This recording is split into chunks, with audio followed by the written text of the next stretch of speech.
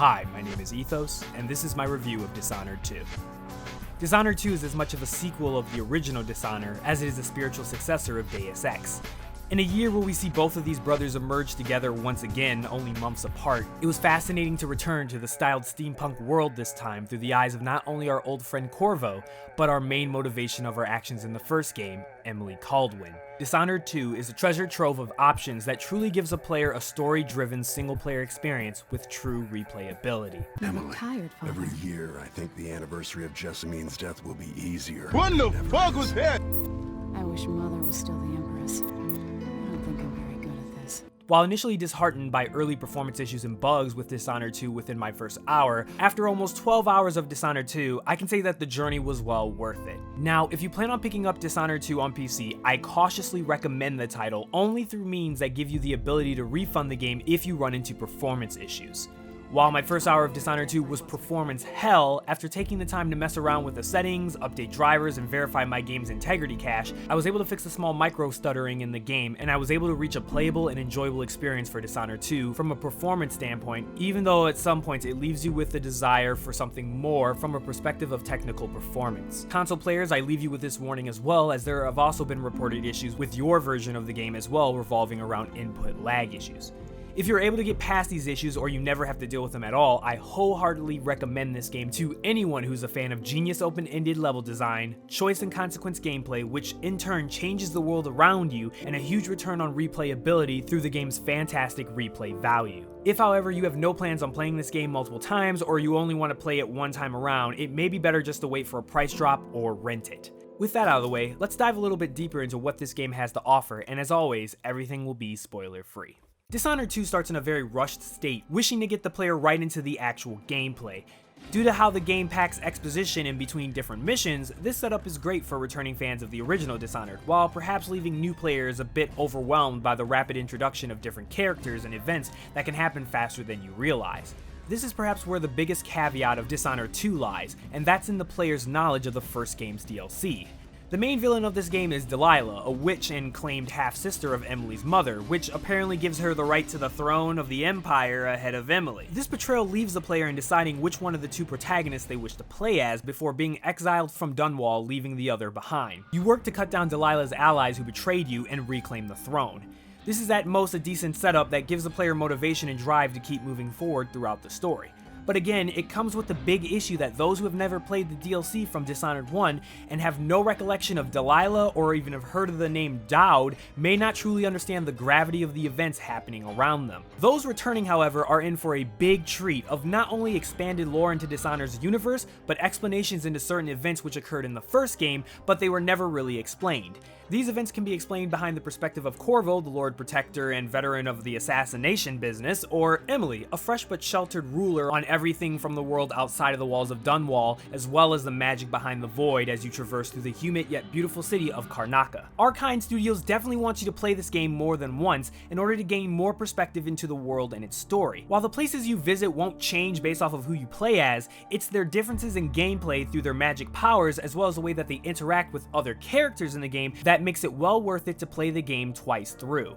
While you can't switch in between both of them in between main missions, I must stress how much more of an enjoyable experience you'll have playing it twice from the eyes of both Corvo and Emily. This isn't a gimmick, people, it really is a new experience barely many games have truly tapped into. On top of the value of different narrative perspectives of the two playable characters, their unique skill sets also make playing them a different experience. While Corvo's skill set is the same as you remember in Dishonored 1 with his ability to slow down time and possess other people, it's still refreshing to play again.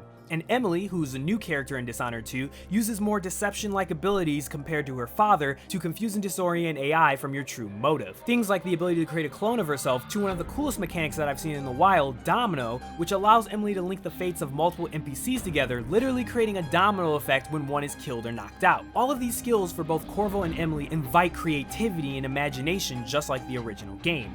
Returning assassins will feel right at home playing as Corvo again, and those who want to have a different experience will enjoy the refreshing new tools Emily brings to the table. Dishonored 2 welcomes and encourages the player to think outside the box when tackling any objective. There is always more than one way to assassinate anyone or reach a certain location.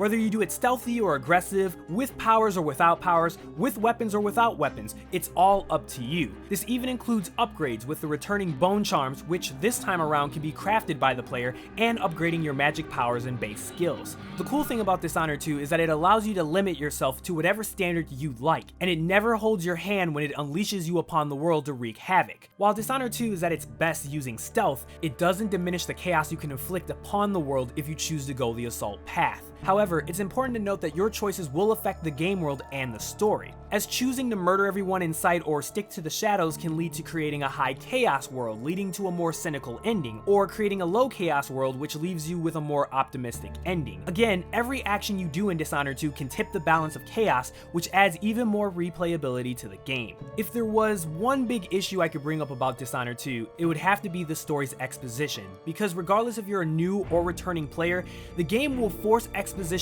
down your throat. Now, I'm always a fan of a good complex story in games, but it feels that Dishonored 2 at times tries too hard being cryptic or pretentious at other times just to make the void seem more complicated than what it currently is at that time and place. In narrative writing, one thing that I've heard constantly repeated over and over again is that you should show and not tell. Dishonored 2 in some ways fails at doing this, forcing you to listen to people tell you how you should feel and why things are the way that they are, instead of showing you. The old man loved Karnaka, but he'd caught wind of a conspiracy tied to the Crown Killer.